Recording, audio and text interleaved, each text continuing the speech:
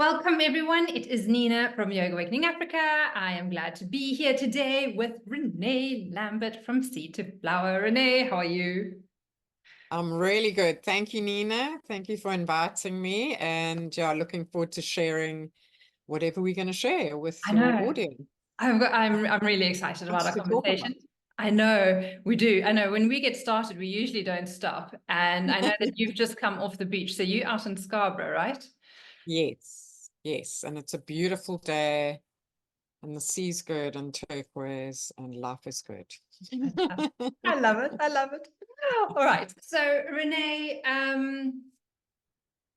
I suppose like our paths have crossed when we were together at the academy doing the yoga teacher training, and you have been in the world of yoga and Ayurveda way longer than I have, for a few moons longer. So do you want to maybe just give everyone a quick background as to kind of like, I loved your story as to why you decided to do a teacher training in the first part. So maybe we could just touch base there, and then how all of a sudden like yoga and Ayurveda took hold of you. Right, right. So I always did do yoga when I was younger, from probably about 19. When I could find it, or when I wasn't walking around the world with a backpack on and couldn't find it. But generally, if I was settled in a place and there was yoga, I always did do yoga.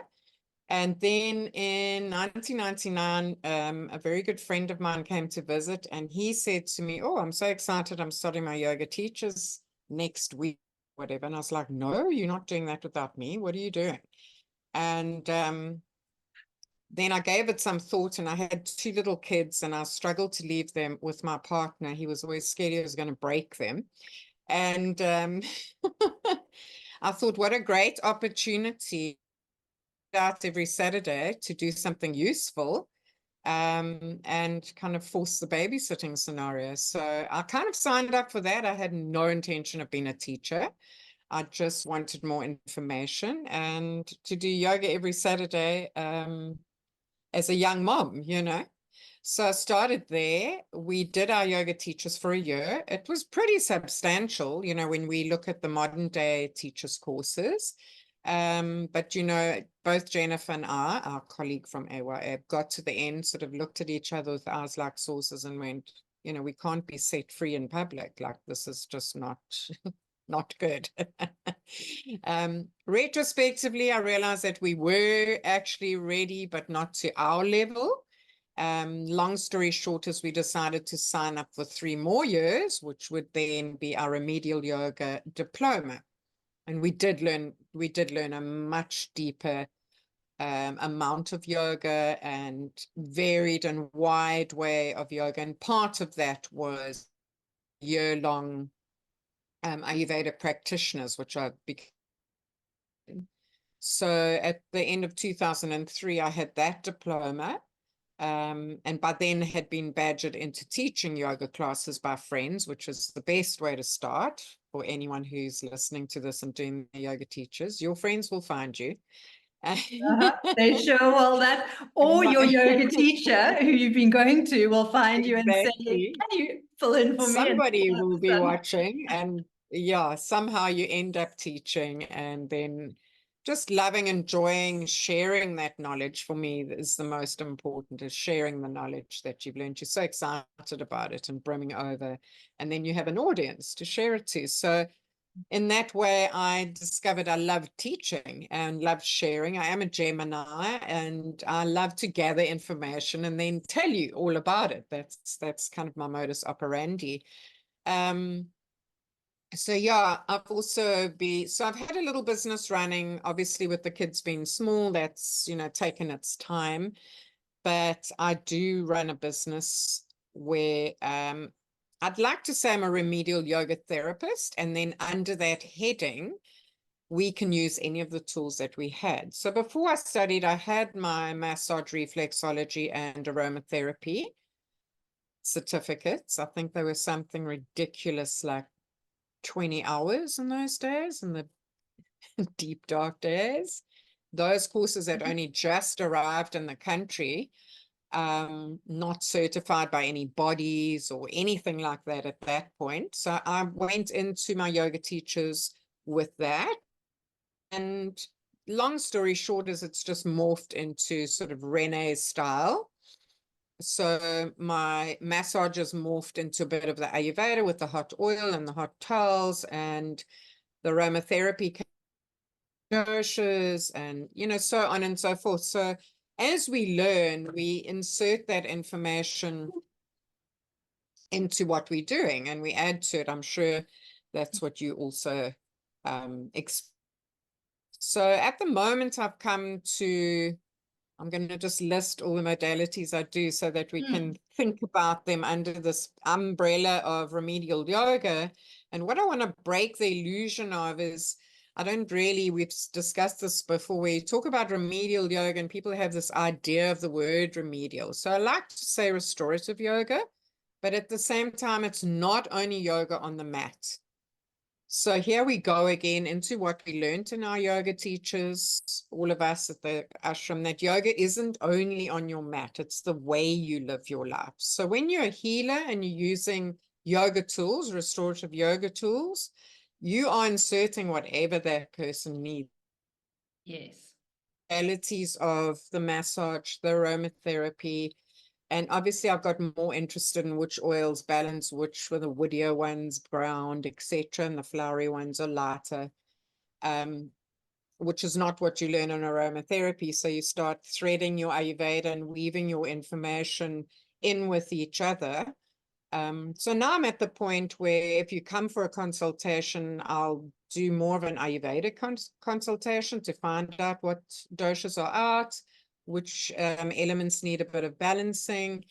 And in that, there will be some movement on the mat, depending on whether you need to undo something or strengthen something or bring attention to something. That might even be a chakra that's out, or something energetic. It doesn't even need to be something particularly physical, but that can be done on a mat.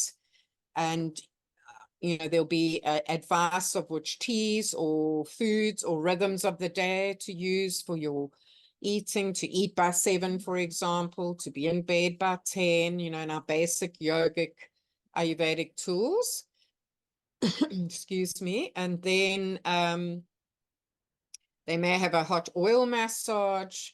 They may have a Watsu. I also do water shiatsu, which is not pressing shiatsu. It's floating someone. It brings them to their parasympathetic nervous systems.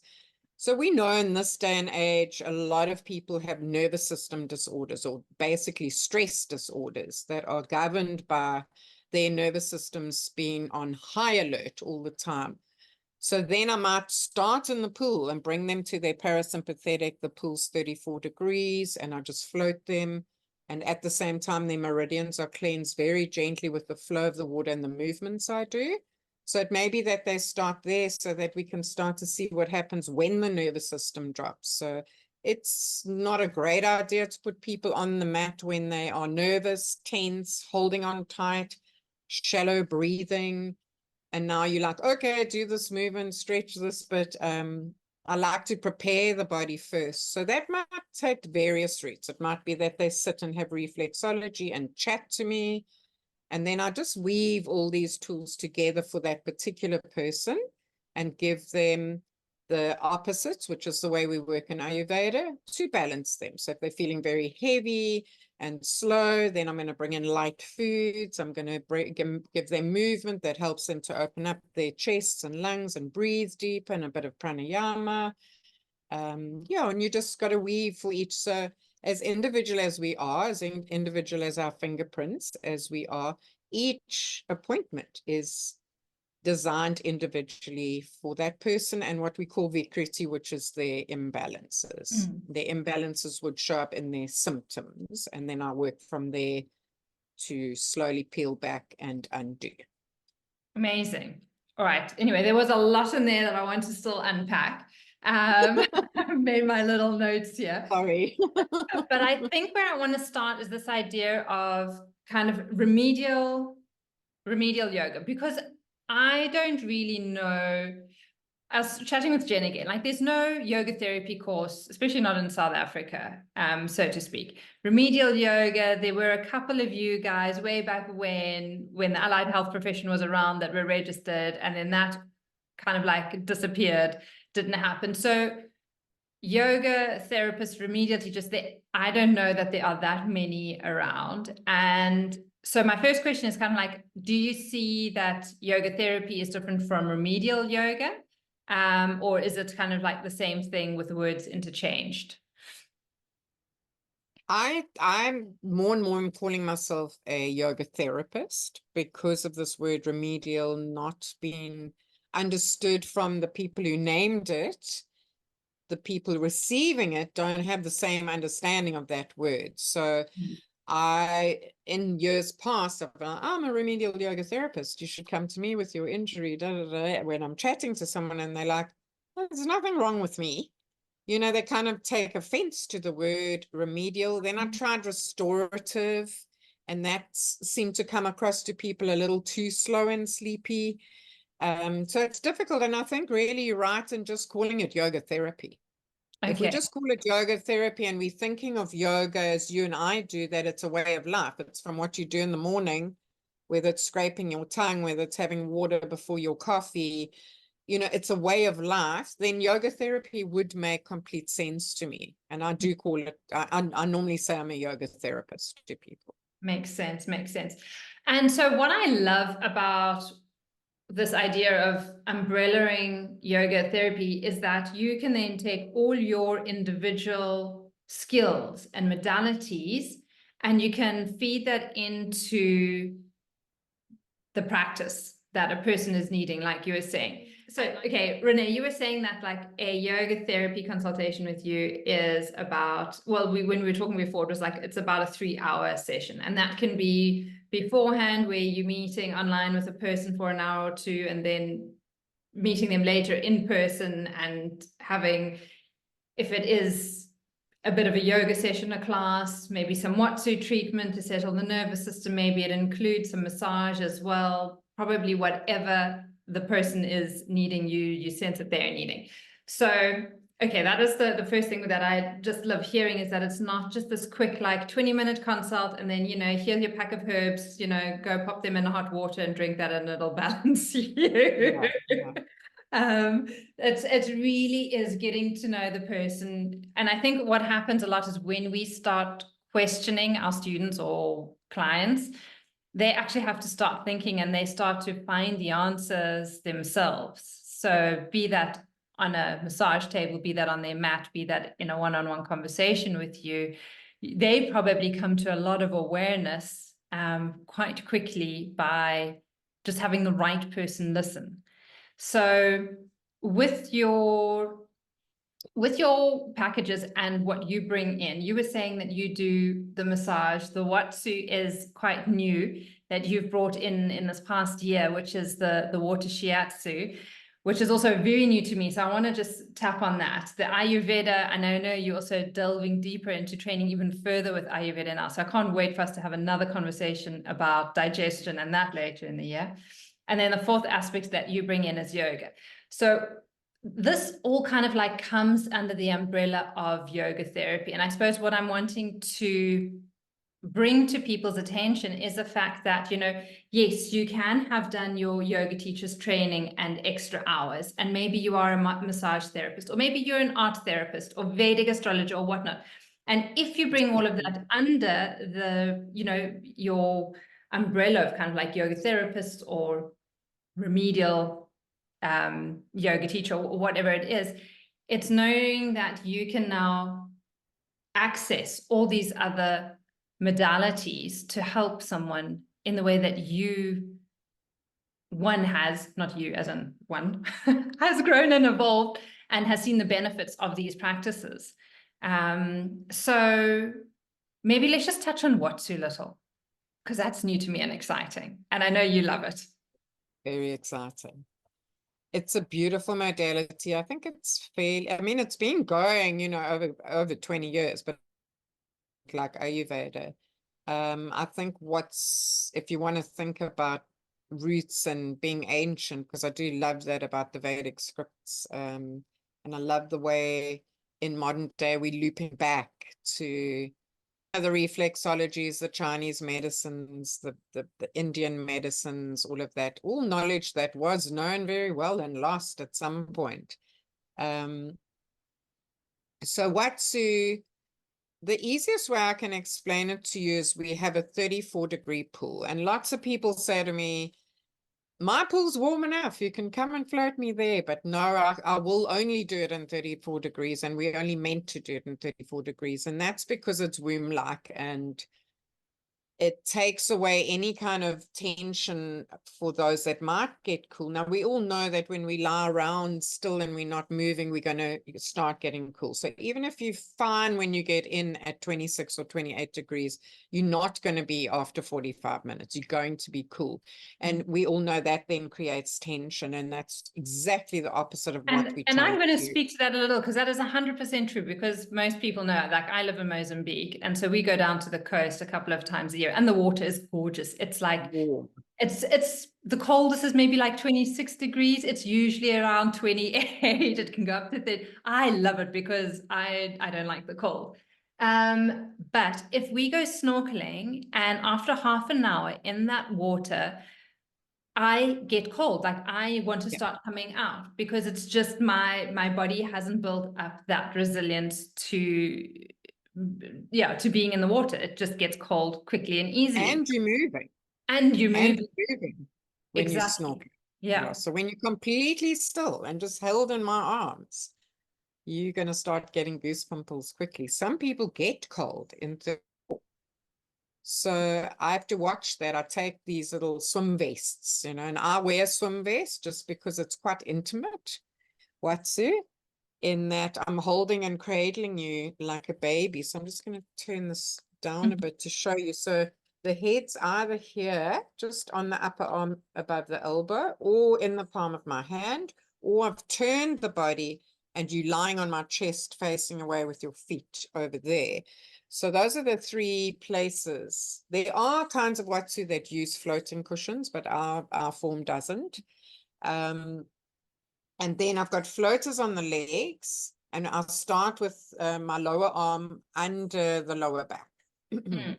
Just kind of where people feel in that curve, in the lumbar there.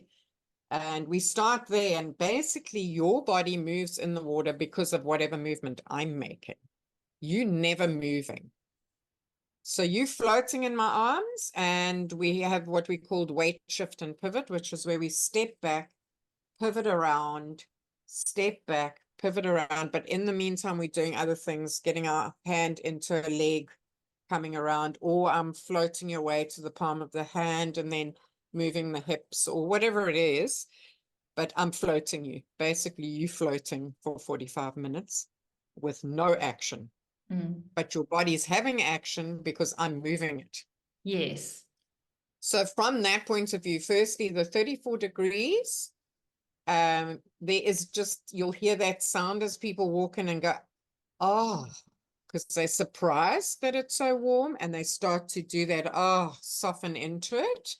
Then once you're in the hands and you can feel you being held, there's another So it's not only the surrendering that we get on our mat in Shavasana, for example, but we've also got this body of water holding.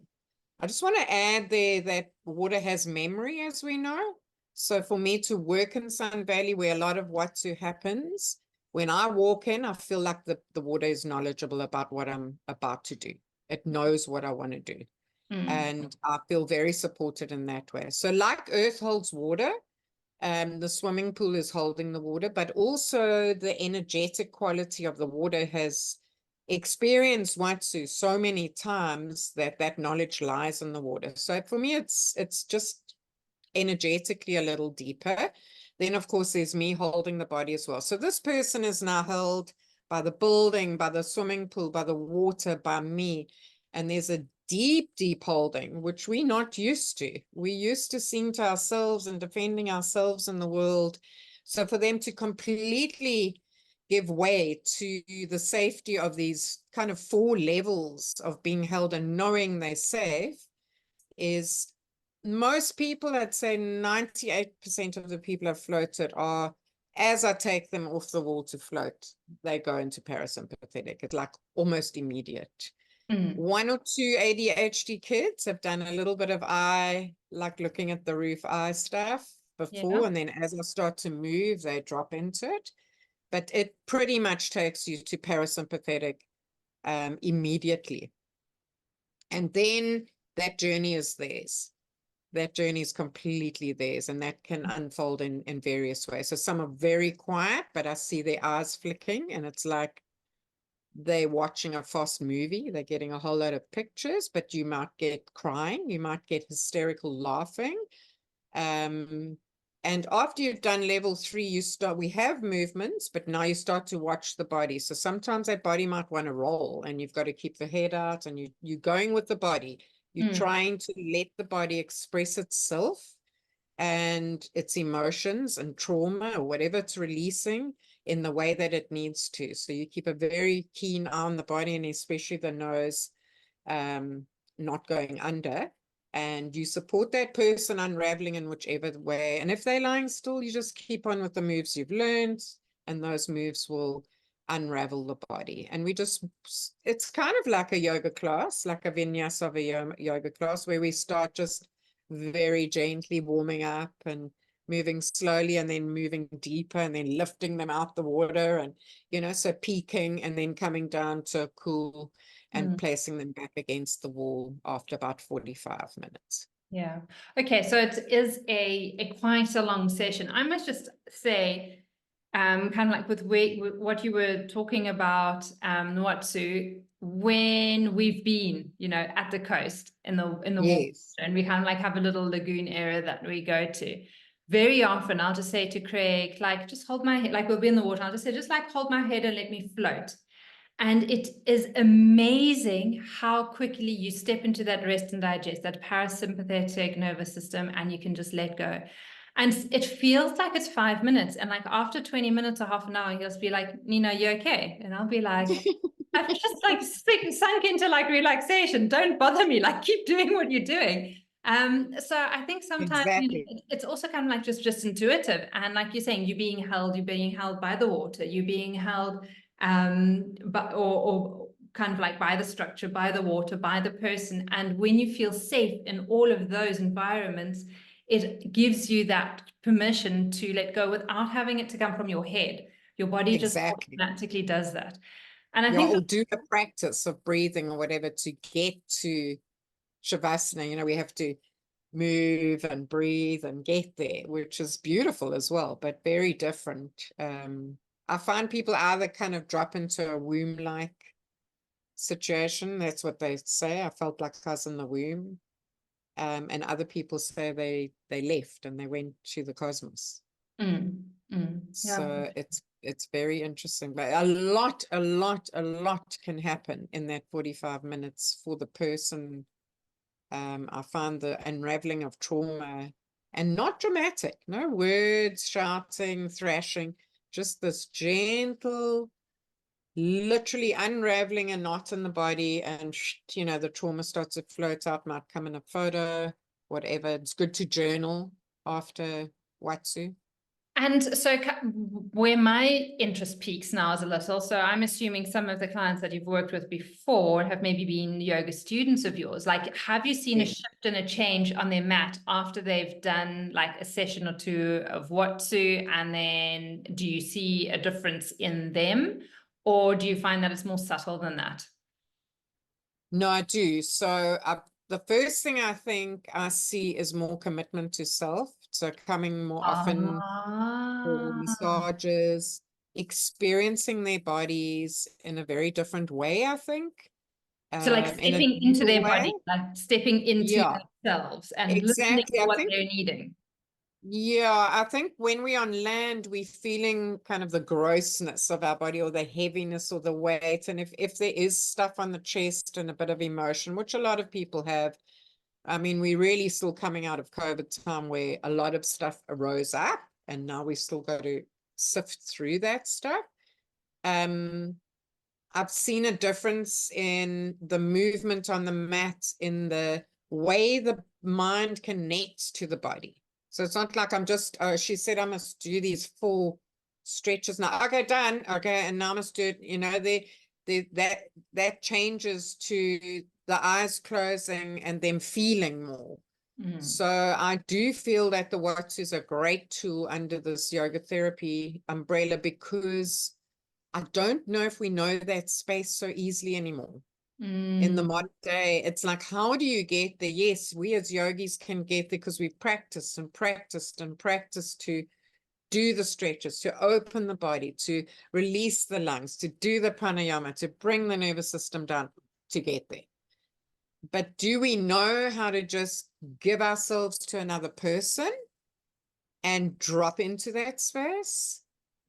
Not so easily. People, you know, people struggle with that. And it's amazing how people with PTSD and serious tension and trauma in life can step into that swimming pool area and just sigh as they're walking in, and then I don't hear another word until I get a SMS 2 days later going, oh my God, I've been on the couch for 2 days and I couldn't even sit here before. Like I always had ants in my pants. I couldn't even sit here before. And I've been lying here reading my book and writing my journal. So like we like to give people the experience of relaxation through visualization and shavasana, we're trying to say to people, remember, this is how it feels to feel relaxed. And this is when your immune system can kick in and really support you. Watsu seems to have a way of taking you very quickly. We are, what, 60 to 70% water. So we are in our own element, and I think there's a recognition of that water's holding water in a way. And that the cells can now just float on their backs, each and every one of them, as though they're in this beautiful Ceylon Sea inside of our bodies. And when we do that and the cells move away from each other, it's going to let go of all the stuff we've stuffed in there that we haven't dealt with, haven't journaled about, we haven't spoken about, we haven't recognized that we've had feelings towards. So that's a very beautiful, gentle way. For me, I'm not saying therapy isn't good. I think in combination with therapy, it's a great thing. But I know many people coming to me now have been in therapy for 5 to 20 years.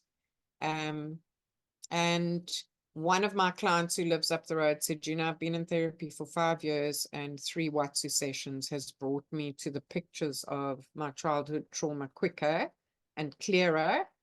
And I always say, please journal, please journal, please journal because of that. So they're almost giving themselves therapy and being able to journal it just by being brought to the proper relaxed situation in the body. I think what I'm loving about this conversation is the fact that it's so multifaceted what we can offer. Like if we look at Ayurveda or even yoga and we just understand all the elements, and all the elements have a place to play, and we can't just be earth, and we can't just ground in the physical, and we can't just hang out in the ether and play out with we've got to have a little bit of that fire in us, we've got to have the water balances, we've got to have movement and air within us. And I think that's, like you were saying, if one is feeling very heavy, or it's just been too much on earth, getting into water and doing maybe a practice, a therapy practice, going to you for Watsu, can be maybe that little bit of a shift that brings us again a little bit more back into the feminine, into that sacral chakra, slowly starting us bringing another level of balance to our being. So I love how you've brought that in to your practice as well. Because you've got the massage, you've got the Watsu, you've got the Ayurveda, you've got the yoga. It's kind of like 4 of the elements, and then throwing in one more. It's and you do retreats now as well. Or you've been doing it all along, but it's one of those things where you take yourself out of your environment somewhere else. And so maybe I just want to touch on that a little, as well as why are retreats so important? Why is it important to go into that space? Firstly, we don't give ourselves enough space to rest, digest, come home to the parasympathetic nervous system anyway. So that's where I'd start is, yes, you can come to me and you can get there in the Watsu and then even come for a massage afterwards. But then you got to go home and cook and talk to your partner and, life's back on track. So all those little gaps are very healthy and useful, and we should be taking a good 2 times 10 minutes a day at least to just sit under a tree and let ourselves get centered and watch our breath coming and going at the nostrils, or whatever we do, lie on the grass, ground. Also, again, depending on what element is needing, is asking for some attention. I just noticed yesterday when my sister was here, we're talking about her moving to a flat and it's all concrete and she's got a view of the sea, but I get this feeling like I never want to be in those places. And I looked around where I live and every single window I look out of, there's green. And I thought, well, you see, that's what my Peter's asking for. It wants the green.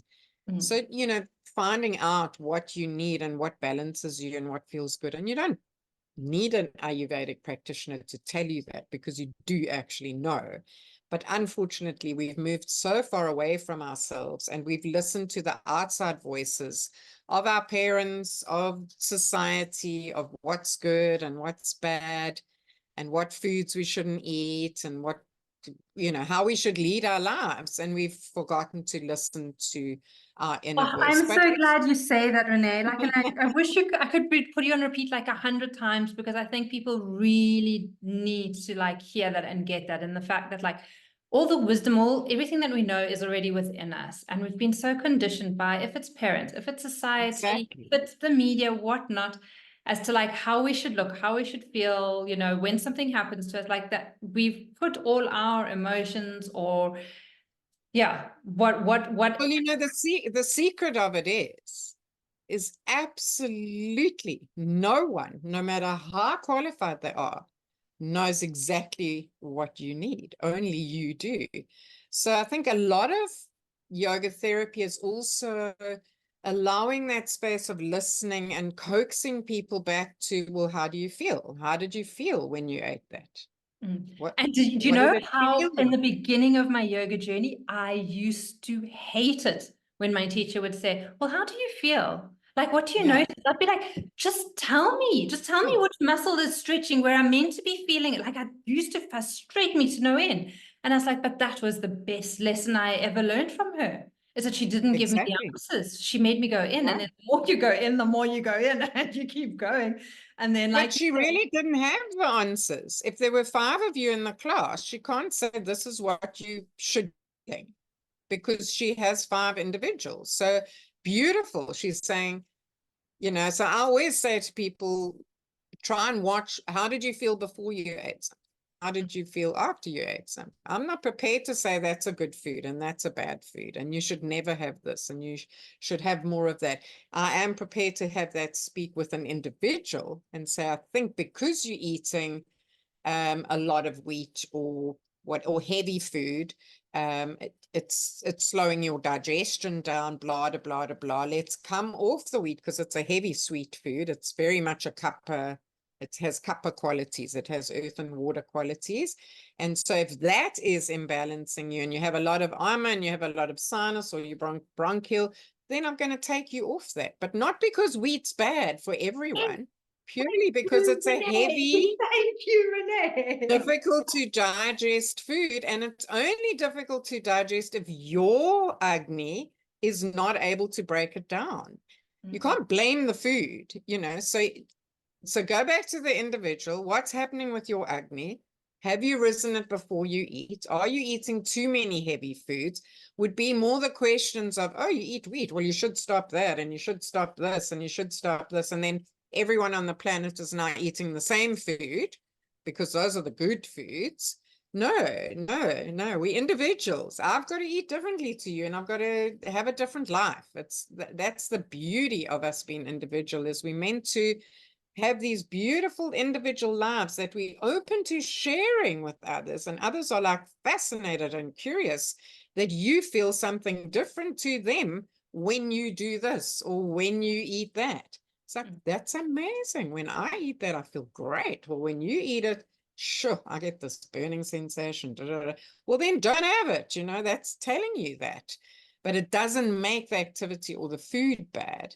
It's just about really coming. So the beauty of Ayurveda, and John Emmel says this on Joyful Belly, is like, you don't need to learn Ayurveda. We all know Ayurveda. All we have to do is remember it. Mm. Give And ourselves the time to go, am I hot or cold? Am I heavy or light? Is the pain I'm feeling sharp or dull? Simple things. Just ask yourselves that. I might say I've got a headache, and you might say you have a headache, and I'll say to you, how does your headache feel? And you're like, wow, I've got this sharp pain on the side of my head. And I'm going like, oh, wow, I've got these gnomes like hammering away on the top of my head. We're having two very different experiences of what we call a headache, which is supposed to be the same thing. It's not. mm, mm, So if we can encourage people from this chat just to commune with themselves and how they're feeling and what is it heavy or light? Is it cold or hot? Is it just simple questions? Ask yourself that. And the answers somebody else might give to the same food or the same activity will be different. There are no wrong and right. It's go back to yourself and mm, remember your elements and remember your Ayurveda. You chose these elements for this vehicle. If you built yourself a sporty Ferrari for this life, then you're meant to be getting your Ferrari and driving. If you built yourself a big, strong Jeep, then go overland and enjoy, you know what I mean? So it's all about what we built and what are we going to use that vehicle for in our destinies. And for me, trusting that we built and chose exactly the right amount of elements for what we wanted to achieve for the journey. mm. Yeah. I'm going to assume we bought the right car. Yeah. What is sold footsteps? Like, and you can't, you can't get You a, can't go a back and say, refund.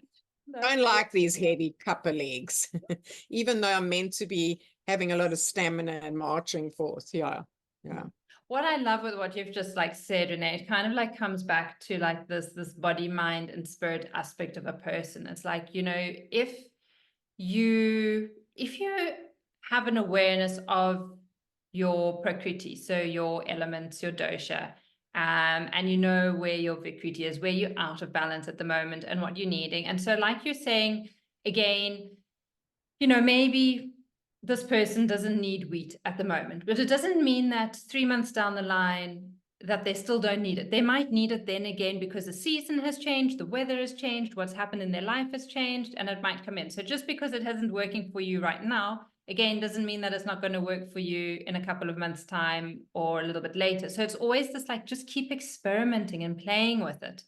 And I think that's where both of us just absolutely love Ayurveda, in the sense that it is so personalized, and yet it is actually quite playful as well. And on top of that as well is that when we kind of look at the body, mind, and the spirit, it gives us such a good indication as to kind of like our dharma in life. Like you're saying, like if you got a sports Ferrari type of car, like you already know the kind of direction you need to be going. If you've got like a good old farm truck, you know that you're not going to be, down the Ferrari lane on the freeway, competing with those. And so that's, I think, again, like it helps us clarify and move into where our direction in life is. And that's my personal opinion. Yeah, what you're making me think of is, that thing at the end of school, and all your parents, friends are going to say, what are you going to do? So where are you going to go? What are you going to do? And like, you just don't know, you're wide-eyed and you like make up stuff because you've got to have an answer.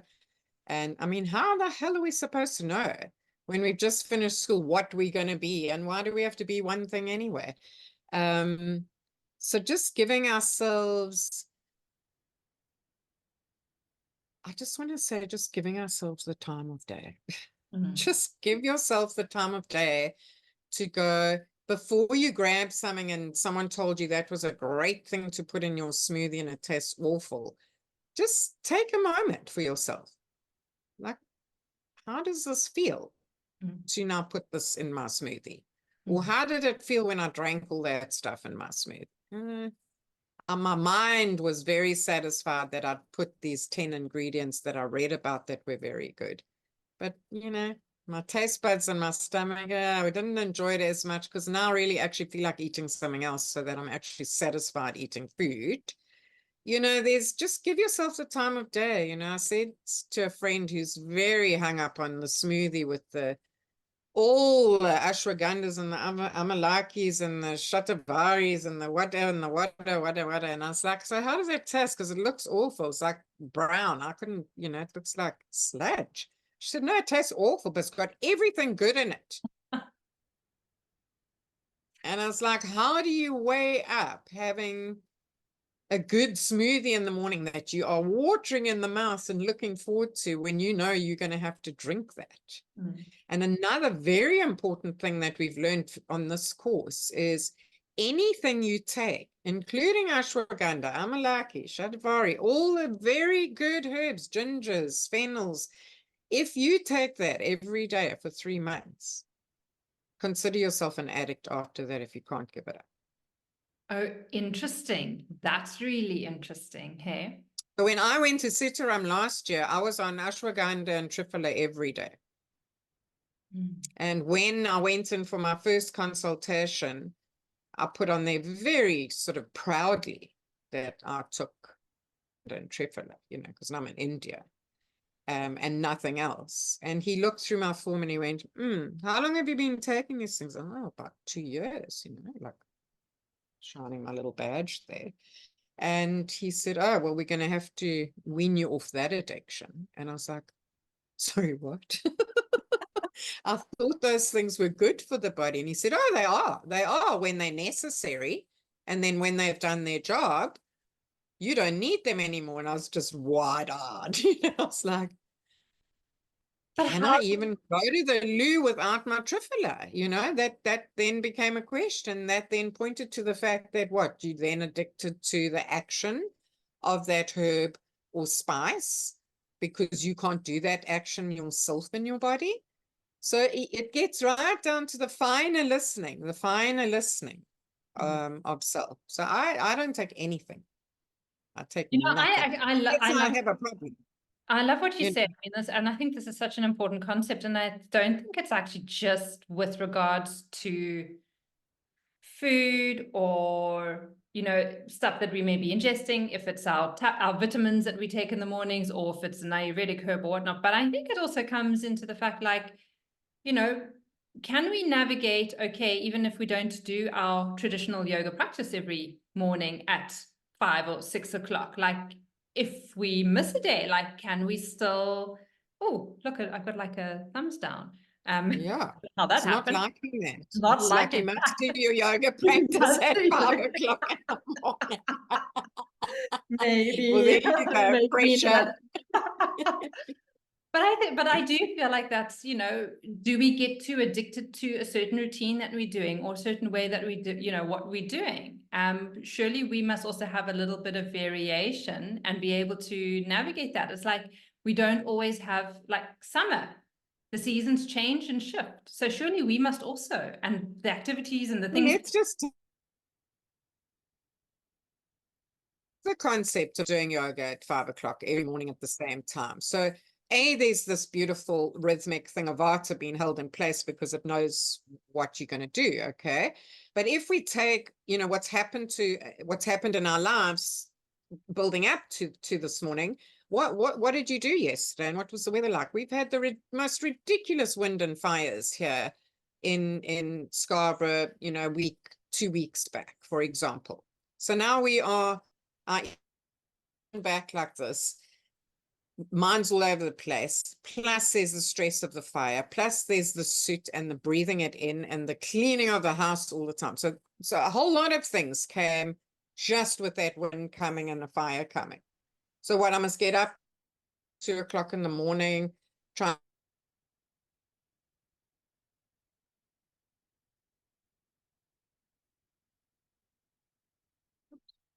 Vata deranged. I don't even need movement. If anything, I need to lie with my head under the duvet cover and just stay still for a moment. So again, it's like not what your mind says you need. What does your body need right now? What does your body need this morning? Does it feel like it needs a bit of movement to get going? Are you feeling like it's already this going on? You know, can you lie on your mat with a little blanket over your leg? Breathe, do your pranayama maybe and not move your body. There are other ways of doing yoga. We don't have to do asana to do yoga.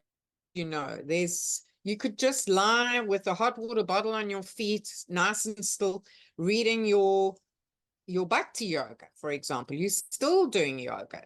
So there's so many different forms of yoga. So yes, allocate some time to your yoga every day. Absolutely. But that doesn't mean you have to do a handstand every day. It doesn't mean you have to do your trikonasana every day. You won't be called to do that every day. And if I take the example of the fires and just this frenetic stuff and staying up and are you okay and checking on your friends and their houses and it's a mess everywhere, you're overwhelmed. You know, you can't override what's going on in your life and go, well, you know, it's 5 o'clock and I've got to do this movement and that move. You need to do no movement on that day. You need to just breathe and let your body settle, let the dust settle, literally, let the waters get calm in the body, and then that is your yoga. So I would say, yes, do yoga, but that may look very different from day to day. And I think that like wraps up us nicely in the sense like this is actually where it goes to like yoga therapy again. Like that's where it comes to that aspect of it. And like you were saying, you know, your kind of like 3-hour package that you offer where you have like a proper consultation and then you analyze like what is the person needing from me. Is it, you know, spending a bit of time you know, in the water doing some watsu? Is it, you know, do I need to see how your body is moving and how light you are, however you are? So do we need to spend some time one-on-one on the mat together? Do I need to do a little bit of massage on your body to release what is needing released? So again, all of those things come together.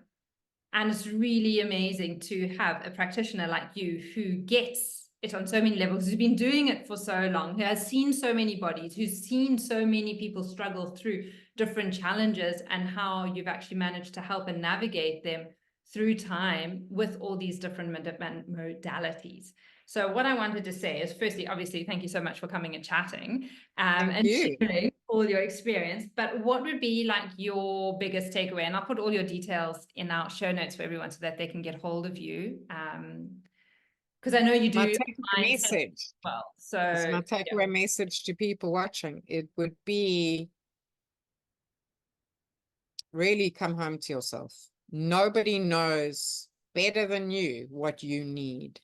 And if you've moved so far away from yourself that you don't know, then seek help. You know, ask somebody like myself, and there are many other people you can ask who do all kinds of modalities. Feel into your belly when you look at something and go, wow, I think that's something I want to try. You know, whether it's Qigong, whether it's Tai Chi, whether it doesn't, that can all fall under the heading of a yogic life.